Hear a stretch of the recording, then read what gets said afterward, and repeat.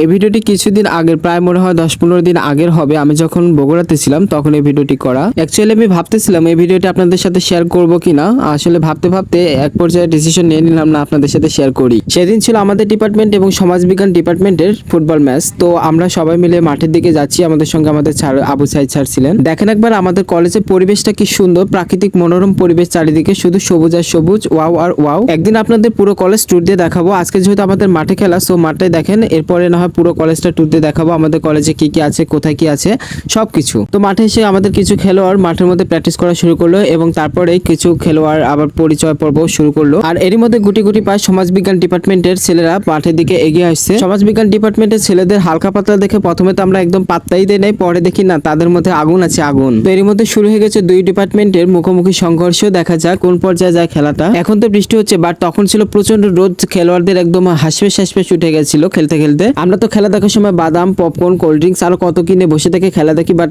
যারা মাঠের মধ্যে খেলে তারাই বুঝতে পারে আসলে খেলার কষ্টটা কত কষ্টের। তারা যদি একটু ভুলভাল খেলে বাইরে, ভাই আমরা একদম মাঠের বাইরে থেকে তাদের একদম গুষ্টি তুষ্টি উদ্ধার করে দেই। আর এরই মধ্যে দেখেন 10-15 মিনিট না চাইতে আমাদের ডিপার্টমেন্টে একটা গোল খেয়ে ফেললো। আর গোল খাওয়া দেখে এদিকে আমার বান্ধবীরা তো একদম হায়তা শুরু করে দিয়েছে, আর যাক আজকে মনে গোল খাইতে খাইতে শহীদ হয়ে যাবে, আর ব্যাগ ভর্তি করে বস্তা ভর্তি করে গোল বাসায় নিয়ে যেতে হবে। খেলাতে তো হার জিত থাকে, এটা মেনে নিতে হবে বস। এখন দেখা যাক আমরা গোলটা পরিশোধ করতে পারি কিনা। গোল পরিশোধ করবো কি, এদিকে দেখতে দেখতে 2-3 মিনিট পরে আবার আরেকটা গোল খেয়ে ফেললাম। হায় রে হায় কপাল, আজকে বাসায় যে মনে হয় না আর ভাত খাইতে হবে, কারণ যে হারে গোল দিচ্ছে সমাজবিজ্ঞান ডিপার্টমেন্ট, গোল খাইতে খাইতে পেট ভরে যাচ্ছে অলরেডি। আসলে মনে হয় আমাদের ডিপার্টমেন্টের ছেলেরা বোধহয় না খেয়ে আসছে, তাই গোল খেয়ে পেট ভরাচ্ছে। দুঃখ ভারাক্রান্ত মন নিয়ে বসেছিলাম যে একটা হলে তো গোল শোধ করবো কি, এদিকে গোল খাইতে খাইতে গোলের সংখ্যাটা বেড়ে যাচ্ছিল। অলরেডি 3টা গোল খেয়ে ফেলেছি, আর খাইতে পারবো না, হজম করতে পারবো না। সো প্লিজ আর সমাজবিজ্ঞান ডিপার্টমেন্ট আমাদেরকে গোল দিও না প্লিজ প্লিজ। কোনো রিকোয়েস্টে কোনো কাজ হলো না, শেষ পর্যন্ত তারা 4টা গোল দিয়ে দিয়েছে। তাই আর কি করবো, এখানে দুঃখ ভারাক্রান্ত মন নিয়ে বসে থাকা কোনো পক্ষেই সম্ভব হচ্ছিল না, তাই এখান থেকে বিদায় নিলাম। মাঠ থেকে এসে দেখি আবার এক্সাম শুরু হয়ে যাচ্ছে, তো এক্সাম দিয়ে বের হয়ে পড়লাম বাসার উদ্দেশ্যে।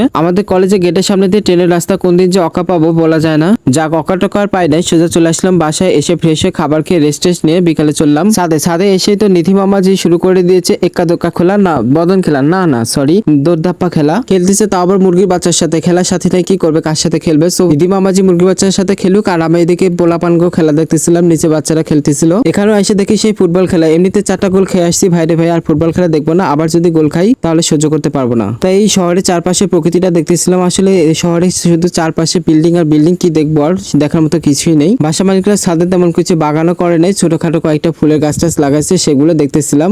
যদি কিছু লাগাইতো, চাষবাস করতে, না হয় সেগুলো একটু ভালো মতো দেখতে পারতাম। এদিকে দেখে আমার নিধি মামা যে এখনো মুরগির বাচ্চাগুলোর সঙ্গে পোলাপানের মতো খেলতেই আছে। আসলে এই বাসার সামনে দেখি একটা মাদ্রাসা, সেই মাদ্রাসার পোলাপানরাও দেখি ছাদের উপর খেলতেছে। ছাদের উপর খেলা আমি প্রথম দেখলাম, যদি বল মারে 4 ছক্কা হই বল করা গেল কই, বলটা খুঁজে পাইতে পাইতে তো খেলায় মাটি হয়ে যাবে। এরা কিভাবে যে খেলতেছে আমি বুঝতে পারতেছি না, খেলুক, তারপরে আনন্দ করাটাই ফ্যাক্ট। আর আজকে আমি এখানে বিদায় নিচ্ছি, টাটা বাই বাই।